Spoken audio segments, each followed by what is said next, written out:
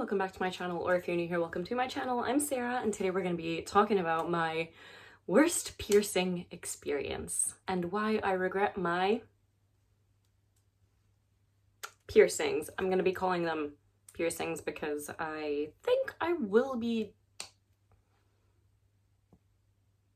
for saying that word. So for clarification, that is what I mean. I'll keep referring to cherries in the video, so when I say cherries, I mean that part. The world is a weird place where I can't say that word, even though it is a normal part of the human body and anatomy, but here we are, so yes. Let's start off by telling the story time of how I got them, just because it's so funny to me. I was only planning on getting one done and then eventually getting the other if I felt unsymmetrical, but I thought I could only handle the pain of getting one done. So I went to go get the piercings done. I had enough money for two, but first I got one. I think because of the insane adrenaline I had from knowing the pain was gonna be bad, it didn't hurt as much. After I got the piercing done at the piercing studio, I was like, okay, cool.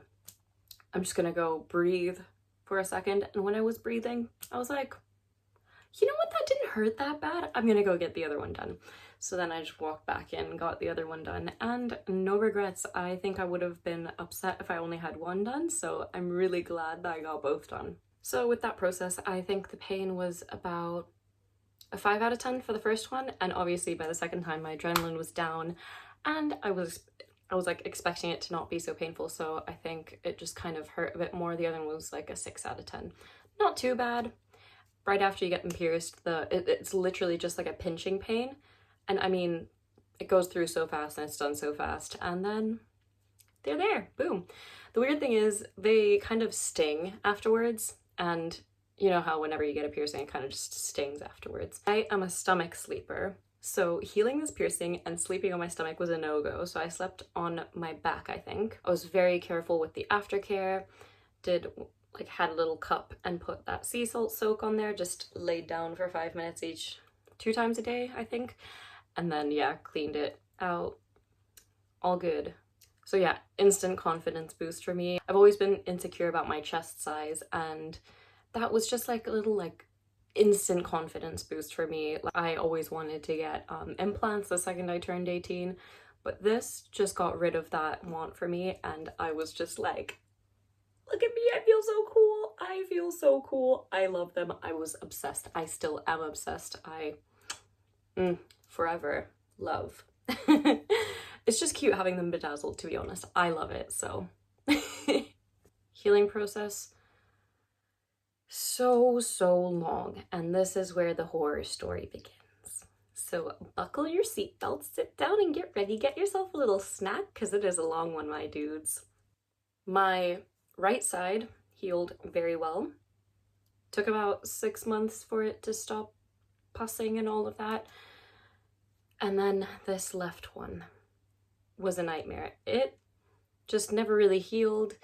By the time I was 21, it had started to slowly migrate, and that is when I decided it is time to take you out. So let's say if we zoom in really close, and this right here is my cherry. This is the tip of my cherry. This is where my chest tissue is, if you know what I mean.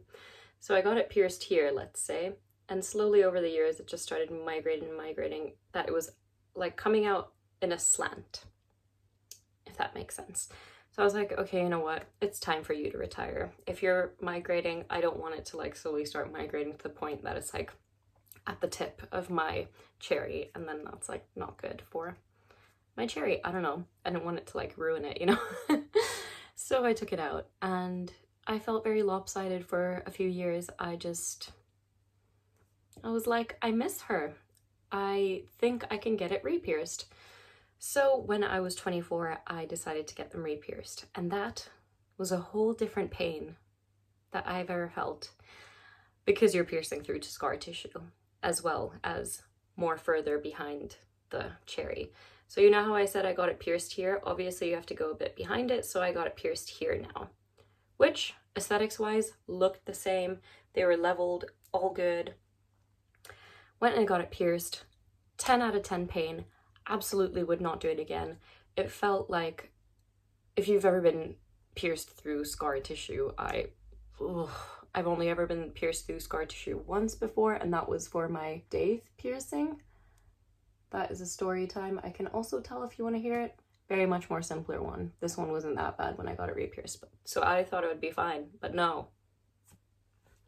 Absolute nightmare. It was so painful. So after we got this piercing, it was kind of on a whim. My friend wanted to get piercing, so I went with her. And I was like, you know what? I've been thinking about getting it re-pierced. This is my moment to shine. So we went. It was like a good tattoo and piercing studio. I've gotten tattooed there before. It was all good. Got it pierced. Was fine. Me and my friend went for a few drinks at a bar after. And I remember just like, it was super cold. And I just felt like all this cold here, and then I lifted my shirt up a little bit, and then I just saw like blood trickling, and I was like, oh wow, I am bleeding quite a bit. Went to the bathroom, pulled up my shirt, looked down, and it had like just been bleeding, obviously because alcohol is a blood thinner, and because we had been drinking, the blood was just like totally forgot about that. So maybe don't drink after you get a piercing. I don't know, I wasn't told to not do that, so yeah, we just had a drinky poo. Also silly university things where I just loved drinking back then and went out and drank. Pretty much the same healing process before. I would clean it the same way. Now this is where this whole story comes in about cherry piercings that I want to talk to you about, because these are some of the things that I didn't know before getting them pierced, that I had heard, but I just didn't understand the severity of it, I guess. So it has now been 4 years since I got my cherry re-pierced, and it is still fully not healed yet. I have tried sea salt soaks, as I usually do heal them with that. I've tried sea salt sprays, which it does heal for a few weeks, and then it'll slowly, every time, just kind of start to ooze out this white discharge. I have heard that cherry piercings do discharge like this, and that is a normal thing, especially in people who are born female. I will get it on this one every now and then if I move the bar, but it's nothing crazy. It's not like a lot of, like, it's not even liquidy. It's kind of like a belly piercing, you know, if you have one and you lift it, sometimes there will be that like white gunk. Sounds really gross, but yeah, that's the reality of it. I've also heard that they take years to naturally heal sometimes. I've had messages from people who've had them for like 11 years and it took 7 years to heal. So this is why I'm being so patient with this side of my cherry piercing. Right now, I currently have a titanium bar in this, and I have heard that if you change to a gold 4K plated gold bar, or a pure gold bar, or a pure silver bar, it helps it heal better. So what I'm going to try and do now is change it to a full gold bar and just document the process over on my TikTok. Go follow it, Sarah Puto, if you want to go see that process. I have also heard from piercers that you don't have to take it out unless it is migrating. So because this piercing has not been migrating, I will leave it in. It is one of those piercings that will take years to heal. You have to be patient. It's something that you have to clean quite frequently. So I've started cleaning it with a sea salt spray every now and then, and we'll keep it clean. Well, I do clean it in the shower every time. I just give it like a little rinse and make sure nothing's in it and make sure that it's not irritated, but I do always have little bits of crust around one side of the cherry piercing every few weeks. And it's just been like that for the last 4 years. My advice is try different metals until you find a metal that works for you, because you may be allergic to different kinds of metals. I don't think this is the case of me being allergic to a certain type of metal, because both of mine are with titanium bars, and this side is fine and this side is not. This side maybe just has some kind of irritation towards titanium. That's why I'm going for a gold plated look, and because I just wear gold everywhere. These are gold plated. I don't think this one is, but I don't wear this daily. These are earrings that I wear daily, and they are all gold plated. So that's how I know that my body is fine with gold plated or pure gold things. That's the second step I will be taking. Also, regarding bras and all of that, if you are a person who wears bras, I don't wear bras that often. I use these Cakes pasties. These are incredible. You just wash them and you just pop them on here, and they are perfect for me just because I don't have that large of a chest size, so my chest doesn't hurt when I walk around and do stuff. So these are perfect for me. I have Link them below if you do want to try them out. They insane life changer, like game changer, bro. I also have a discount code for 20%. It is an affiliate link, by the way, just so you know. But yeah, regardless if it's an affiliate link or not, I recommend these forever. These are incredible. So the reason why I mention these is because obviously these would be an irritant towards them. So I clean these every single time before I use them and reuse them. And the reason why I have to clean them is because bacteria will obviously gather here. So I will always make sure to not wear these for over 12 hours, which sometimes does happen if I am out or something like that. Just make sure that I go and clean it, whether that's like in like a public bathroom, just take it out quickly and like just soap and water, pop it back on. So yes, that is another precaution that I'm taking. And also, if you are a person who wears bras, just make sure that you are changing bras frequently and washing them and cleaning clothing that and wearing clean clothing when it is tight clothing that you are wearing. I also wear lots of loose tops. I love my tees. So that is also another recommendation if you are having a cherry piercing that is irritated, just so that you get more breathing air into it. Super good. Another thing, always be careful not to get them caught on stuff. When you're showering, move your hair back and wash it like this. I used to wash my hair down like this whenever I washed my hair before I had these cherry piercings, but now I just add that extra little take care of it.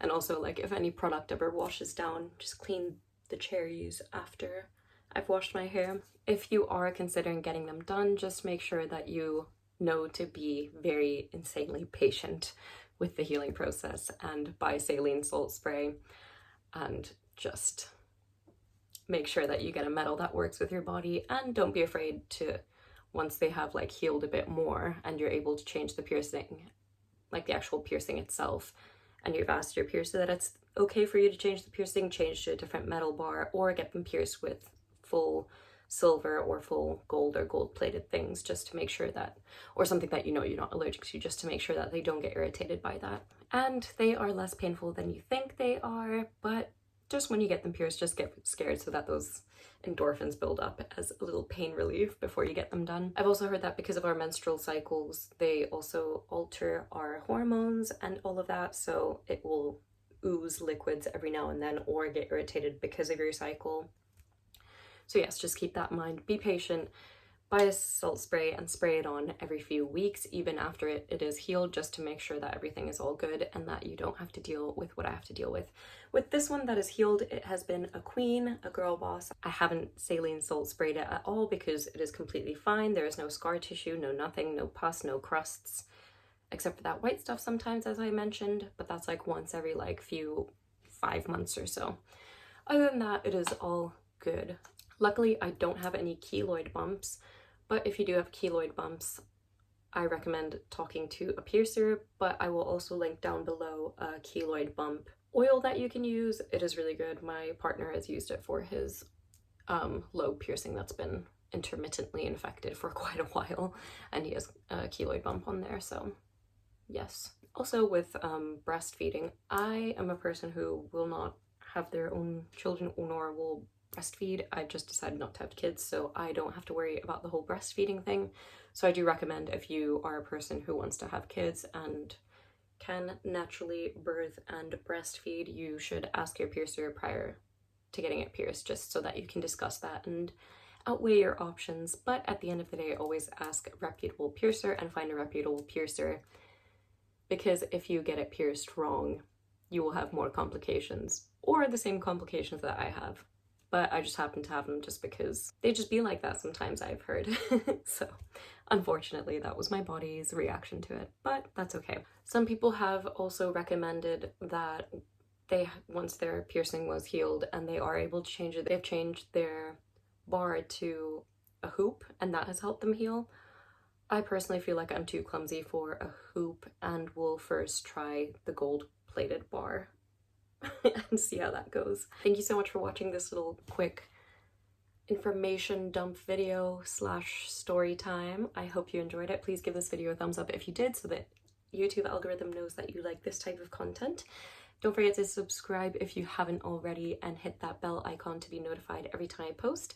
And don't forget to follow me on my other socials. They will be linked all down below. My Instagram is Saggy Sarah and my TikTok is Sarah Puto. Thank you so much for watching. Bye.